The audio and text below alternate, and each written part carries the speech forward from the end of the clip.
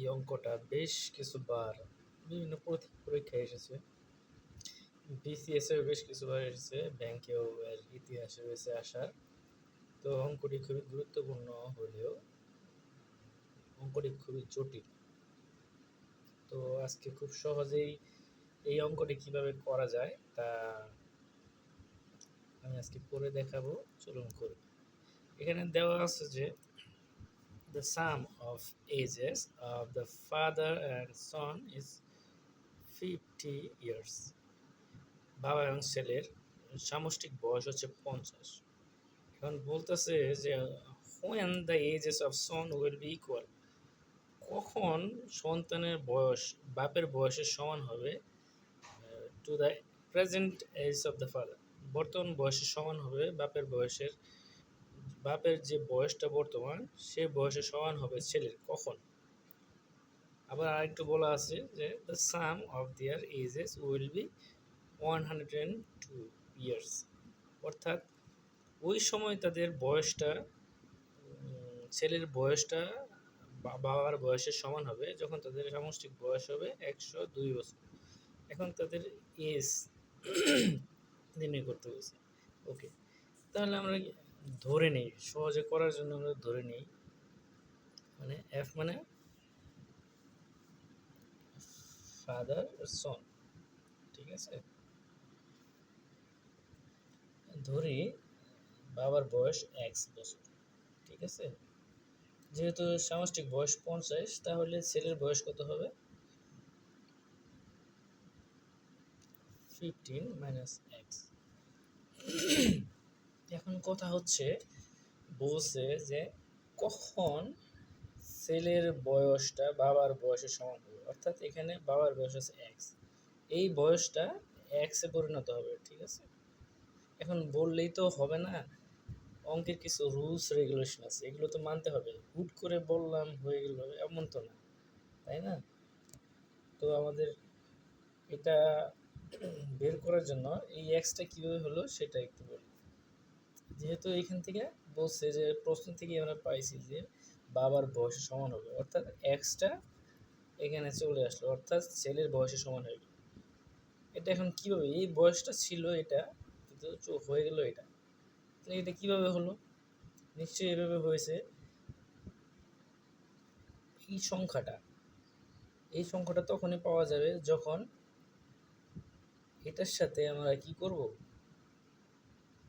Plus 2x minus 50, এটা সাইডে আর কি বোঝানোর জন্য।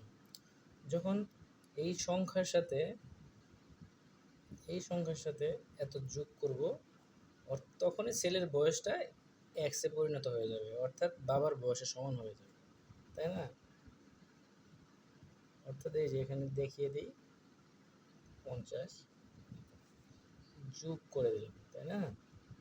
যোগ করলেই হয়ে যাবে 2x আর এটা যোগ করে দিলাম, ঠিক আছে। কত হলো? x 50 চলে গেল, ঠিক আছে, x। অর্থাৎ এই সংখ্যাটা আমি ছেলের সাথে যোগ করে দিয়েছি, তার ফলে আমি বাবার বয়সের সমান, অর্থাৎ এই বয়সের সমান এটা পেয়েছি, ঠিক আছে, x। এখন এই সংখ্যাটা ছেলের সাথে যোগ করছি, এখন অঙ্কের নিয়ম অনুসারে তো আমাদের দুই পাশে যোগ করতে হবে, তাই না? এটা বর্তমান বয়স পাইলাম, তাহলে বাবার বর্তমান বয়স পাইতে হলেও তো, বা নেক্সট যে সমষ্টির কথা বলা আছে সেই সমষ্টিক বয়সের অনুপাত বাবার অনুপাত পাইতে হলে তো আমাদের এটাও যোগ করতে হবে এটার সাথে, তাই না? তাহলে এটা যোগ করলে কত হয়? আগে ছিল এক্স, তারপরে এখানে আছে কত যোগ করছিলাম ছেলের ক্ষেত্রে, সেটা বাবার ক্ষেত্রে যোগ করতে হবে, অর্থাৎ 2x মাইনাস 50, বা এখানে কত পাইলাম 3x, অর্থাৎ এইটা আর এইটার সমষ্টি হবে আমাদের এই 120, ঠিক আছে। তাহলে কত হলো? 3x minus 15 plus 2x equal to 100।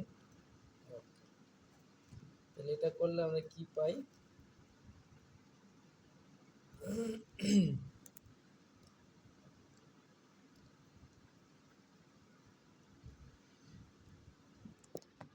দুঃখিত, এখানে একটু ভুল হয়েছে, ঠিক আছে। এইটা আর এইটা সমষ্টি হবে 102, ঠিক আছে। 3x minus 15 plus equal to 102, ঠিক আছে। ওকে, তাহলে এটা আমরা লিখতে পারি। এটা এমসিকিউ করার ক্ষেত্রে তাড়াতাড়ি করা যাবে। এখন যদিও একটু বড় মনে হচ্ছে, কিন্তু প্র্যাকটিস করলে এটা খুব দ্রুত করা যাবে, 30 সেকেন্ডের ভিতরে করা যাবে, আশা করা যায়। 4x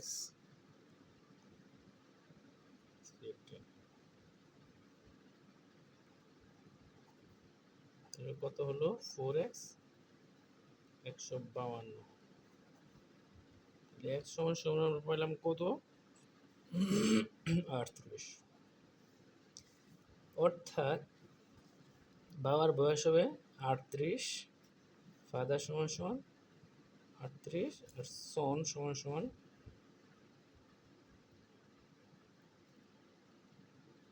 কত হয়? 12 বছর। এখন আরেকটা প্রশ্ন আসতে পারে, সেটা হচ্ছে কত বছর পরে এত হইতে পারে, যে when the age of the son will be equal, কখন বা কত বছর পর। তাহলে দেখেন, কত বছর পরে ছেলের বয়সটা বাবার বয়সের সমান হবে। অর্থাৎ এখন ছেলের বয়স আছে কত? 12। তাহলে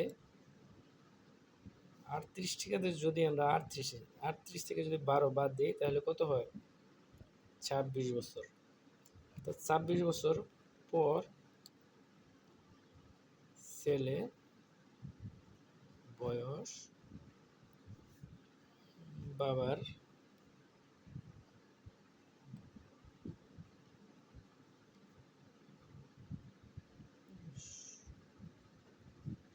সমান হবে, অর্থাৎ 38 হবে, ঠিক আছে।